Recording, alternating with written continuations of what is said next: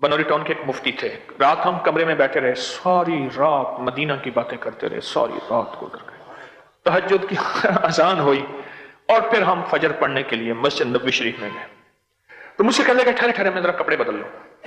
کپڑے بدلنے کے لیے تو خوشبو کی شیشی لی, وہ ہاتھ میں ایسے ڈالی, ڈال کے نا ایسے ملی اور اپنے اندر کی بنیاد کو ملی, پھر ملی, ادھر ملا, ادھر ملا. میں خاموشی سے دیکھتا رہا.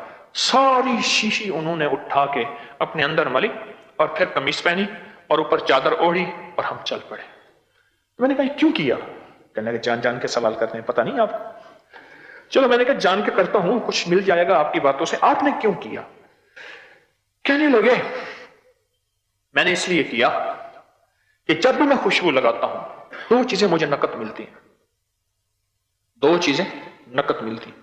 ایک علم اور بے بہا ملتا ہے, اور اللہ غیب سے اپنے علم کے دروازے مجھے کھول دیتا ہے, اور ایک رزق, اور ایسی جگہ سے ملتا ہے جہاں میرا گمان نہیں ہوتا. اور کہا تیسری بھی بتا دوں؟ تو میں نے کہا بتا دیں. کہا اللہ عزت بہت عطا فرماتا.